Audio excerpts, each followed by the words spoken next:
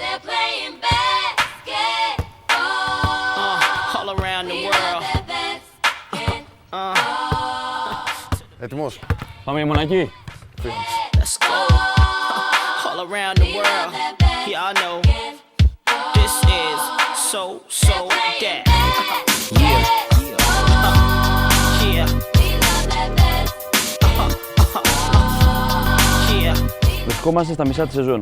Μια σεζόν που μέχρι τώρα έχει φέρει μια κατάκτηση κυπέλου, μια εκτός συγκλονιστικού απρόπτου πρώτη θέση στο πρωτάθλημα, κάτι που σημαίνει και πλεονέκτημα της έδρας στους τελικούς στα play-off, και μια ιδιαίτερη, έτσι, περίεργη χρονιά στην Ευρωλίγκα. Κάνουμε έναν απολογισμό πώς έχει ζήσει ως τώρα τη σεζόν. Καταρχάς θα ξεκινήσουμε με το κύπελο.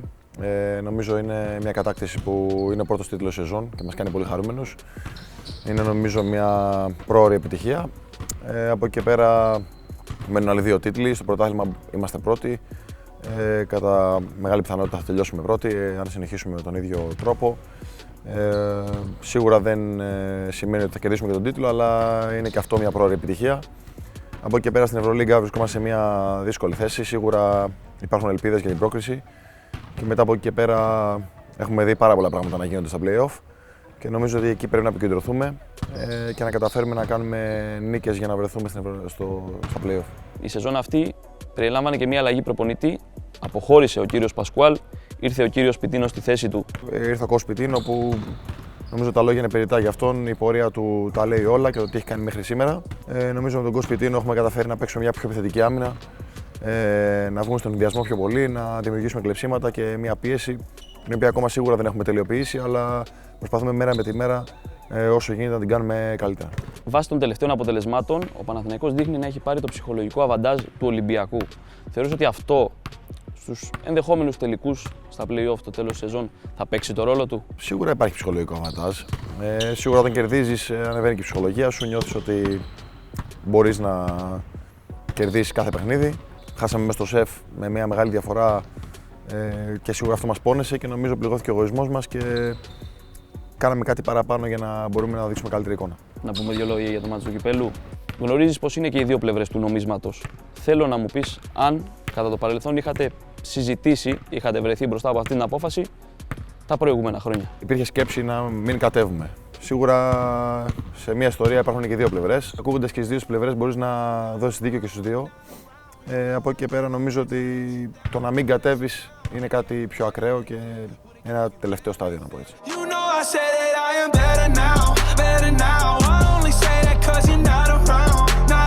Ο κύριος Γιαννακόπουλος, μετά την ανακοίνωση της συμφωνίας, είχε πει ότι θα έπρεπε να έχεις πάρει αυτή την απόφαση εξ αρχής. Είναι κάτι που αυτούς τους μήνες που βρίσκεσαι στην ομάδα σου έχει πέρασει από το μυαλό? Η αλήθεια είναι πως δεν μετανιώνω για το παρελθόν μου. Εντάξει, το έχω ακούσει κι εγώ. Πέρασα 5 χρόνια στο Ολυμπιακό, κατέκτησα 2 πρωταθλήματα, βρεθήκαμε σε 2 Final Four. Κατακτήσαμε μερικά πράγματα που είμαι περήφανος που τα κατέκτησα. Από εκεί και πέρα είμαι πολύ χαρούμενος που είμαι εδώ, όπως έχω ξαναπεί. Αν δηλαδή είχες τη δυνατότητα να πάρεις κάποιο παίκτη από τον Ολυμπιακό μαζί σου, ποιος θα ήταν αυτός? Αυτή είναι δύσκολη ερώτηση. Νομίζω με όλους τους συμπαίκτες είχα εξαιρετική σχέση, με όλα τα παιδιά. Συνεχίζω να έχω καλή σχέση, δεν αλλάζει κάτι από θέμα ανθρώπινων σχέσεων. Δεν μπορώ να διαλέξω ένα γιατί δικό τους άλλους. Όλα τα παιδιά είναι εξαιρετικά και πραγματικά είμαι χαρούμενος που υπήρξαμε συμπαίκτες. Ίσως με μερικούς να ξαναυπάρξουμε στην εθνική ομάδα και είμαι πολύ χαρούμενος γι' αυτό. Ως πρόεδρος ο κύριος Γιαννακόπουλος πώς είναι, ως σχέση δηλαδή προέδρου με παίκτη, πώς την αντιλαμβάνεστε? Νομίζω με εμάς είναι εξαιρετικός. Όσον αφορά σαν εργοδότης, έχει την ομάδα πολύ χαρούμενη. Νομίζω σε περιόδους που η ομάδα δεν παίζει καλά, είναι εκεί για να ξυπνήσει την ομάδα, να είναι πιο αυστηρός. Είναι το κεφάλι αυτού του οργανισμού, του μπασκετικού Παναθηναϊκού. Και σίγουρα είναι αυτός που παίρνει αποφάσεις και κρίνεται κιόλας για τις αποφάσεις του από τόσο κόσμο.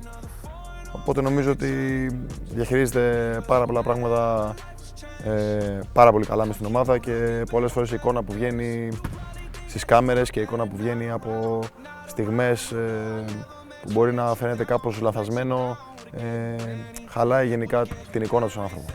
Νωρίτερα συζητήσαμε για την επιστροφή σου στο ΣΕΦ. Αντιμετώπισες κάτι που μπορεί να σε πείραξε, που μπορεί να είπες ότι δεν περίμενα να το δω μπροστά μου αυτό το πράγμα ή δεν περίμενα αυτή τη συμπεριφορά από κάποιον? Ήταν κάτι που το περίμενα μέσα στις άκρες. Ο κόσμος αποφάσισε να με αποδοκιμάσει και αυτό είναι ok με μένα, γιατί νομίζω ότι το πιο σημαντικό έχει να κάνει με τη δική μου χαρά και της οικογένειάς μου, και αυτή τη στιγμή είμαι πολύ χαρούμενος που είμαι εδώ και αυτό είναι το πιο σημαντικό μου. You know I say that I am better now. I only say that 'cause you're not around. You know I never meant to let you down. Would've gave you away. Το κύριο όνειρό μου είναι να εδραιωθώ εδώ πέρα, στον Παναθηναϊκό. Ο Παναθηναϊκός, όπως όλοι ξέρουν, είναι μια ομάδα που κερδίζει τίτλους και αυτό την χαρακτηρίζει. Να μην γελιόμαστε, θέλουμε έναν ευρωπαϊκό τίτλο. Είναι κάτι που έχει λείψει από τον Παναθηναϊκό τα τελευταία χρόνια και πρέπει όλοι να δουλέψουμε μέσα σε αυτό το χρονικό διάστημα. Μπορεί να μην είναι φέτος, μπορεί να είναι του χρόνου, μπορεί να είναι σε 2 χρόνια, αλλά ο Παναθηναϊκός πρέπει να επιστρέψει στην κορυφή της Ευρώπης. Να ανοίξουμε λίγο και το κεφάλαιο εθνική ομάδα, η οποία το καλοκαίρι, αρχές Σεπτέμβρη, έχει ένα πολύ σημαντικό τουρνουά, το Μουντομπάσκετ της Κίνας. Εκεί θα βρίσκεται και ο Γιάννης Αντετοκούμπο. Πόσο ψηλά μπορεί να φτάσει αυτή η ομάδα, πιστεύεις? Νομίζω ότι έχουμε πάρα πολύ καλές βλέψεις και μια πάρα πολύ δυνατή ομάδα. Και νομίζω μετά από μερικά χρόνια πηγαίνουμε με πραγματικές ελπίδες για κάτι καλό, για κάποιο μετάλλιο και τέλος πάντων να δείξουμε μια πάρα πολύ καλή εικόνα. Είναι τιμή για κάθε αθλητή να παίζει για την εθνική ομάδα, είναι κάτι εντελώς διαφορετικό. Ήταν κάτι πρωτόγνωρο και για μένα, γιατί δεν έχω ξαναπάει και στην Κίνα και σίγουρα θα είναι πάρα πολύ ωραία εμπειρία.